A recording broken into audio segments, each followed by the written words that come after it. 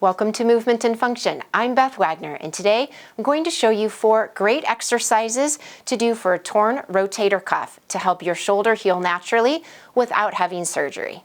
First, I'm going to talk a little bit about what the rotator cuff is and some ideas around how we want to help it heal, and then I'll get to the exercises. The rotator cuff is a group of small muscles surrounding the shoulder joint that connect the top of the arm bone to the shoulder blade, and they provide stability in a highly mobile joint.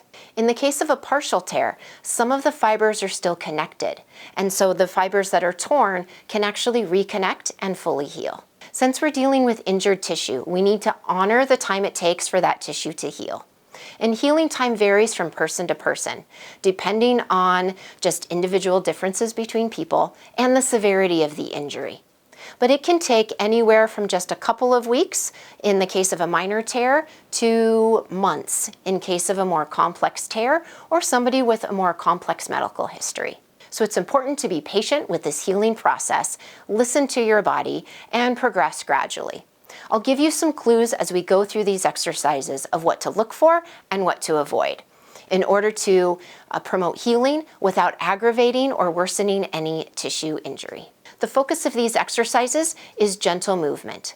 We don't want to stretch injured tissue and risk further damaging it, but gentle movement promotes blood flow to the area and it helps to gently mobilize the scar tissue as it's forming. We also want to lubricate the joint. We want to move the shoulder joint so that it doesn't become stiff.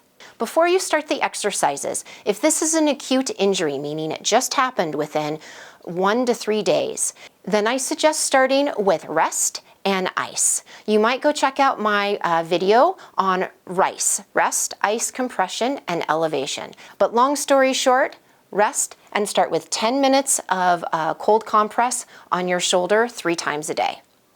After about 72 hours or so, once your severe pain has come down and you're able to start moving your arm again, then come back and start the exercises in this video. All right, let's get into the exercises. First thing, we want to do a quick postural correction. You absolutely don't want to do the rest of these exercises with poor rounded posture. That will only aggravate the shoulder and potentially cause other issues. So standing up tall, we want to have neutral pelvis, so your hips aren't tilted forward or back, but they're right in the middle. A little bit of arch in your low back. Chest lifted, shoulders down and back, and a little bit of a chin tuck. First exercise is bilateral shoulder blade squeeze. So just standing with your arms relaxed by your side, and we'll squeeze the shoulder blades down and back. Think of sliding your shoulder blades down into your back pockets. Pause there and come and relax. Squeeze the shoulder blades down and back, pause, and relax. Continue for 15 to 20 repetitions. If that feels like too much, start where you can and build up gradually. The next one is bilateral shoulder external rotation. Bring your hands forward, palms up, thumbs out to the side, and bring your arms out to the side as far as you feel comfortable going. Pause and come back to the center. Try exhaling as you go out and inhaling when you come back to the center. Shoot for 15 to 20 repetitions. Do as much as you can, build up as you go. If that feels painful in your shoulder, only go as far as is comfortable and then come back to the center. Day by day, as the tissues heal, you'll be able to go farther and farther out. Don't push through the pain. Listen to your body, only go as far as it feels comfortable. Number 3 is shoulder flexion using a dowel. So if it's my right arm that's been affected, I'm going to hold the stick with my left hand by my side, right hand out forward here. The left arm is going to push the stick up in the air with the right arm just along for the ride. Don't try to lift the stick with your right arm. Press up as far as you feel comfortable going. Don't push through the pain, and then lower. And continue 15 to 20 repetitions. If that feels like too much to start, just do a few repetitions. And then day by day, as your shoulder's feeling better and better, add more repetitions. A progression of this exercise is to increase the angle. So start with the arm straight forward like I just showed you, and then start to press out 30 to 45 degrees out to the side. And then as it's healing more and more, this might be weeks down the road, but I'll show it to you now, you'll press out to the side, and then overhead. Don't press through the pain. Take these as they come. Every few days, try a repetition or two. If it feels comfortable, build up repetitions as you go. The last exercise for today is an upper trapezius stretch. This exercise helps to stretch this long muscle on the top of your shoulder that runs into your neck. It can become tight from guarding a sore, injured shoulder. Starting with tall posture, chest lifted, shoulder blades down and back. We'll simply, a little bit of a chin tuck. Simply tilt your head over to the side, bringing your ear down to the shoulder. So I would tip to the left in order to stretch the right upper trapezius. Hold for about 5 seconds, come back to the center, and then switch sides. I recommend alternating sides. And come back to the center. And do that 5 times on each side. So 5-second hold, 5 repetitions.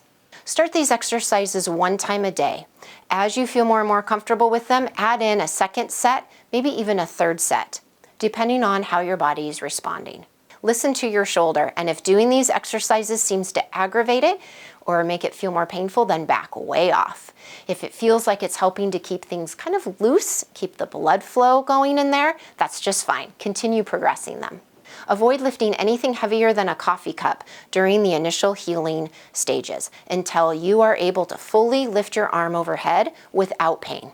Try using your other arm to help lift the arm that's been affected. This can be helpful even doing things like brushing your teeth or reaching for anything. That's a great way to still get movement in the affected shoulder without overdoing it and stressing that tendon. So I encourage you to perform small movements of the arm that's been affected and larger movements with the assistance of your other arm.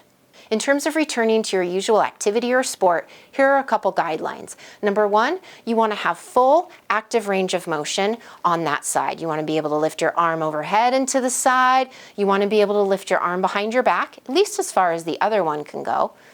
And you should have approximately even shoulder external rotation. That's key. Next up is considering which sport or activity you want to do. If it includes swinging something like tennis or golf, then practice a small swinging motion. You could take the dowel that you were using for your exercise and just simply do a little bit of a swing. Gradually over time, you want to increase the weight so that you're using your tennis racket or a golf club. Start with your light clubs and work up to your driver.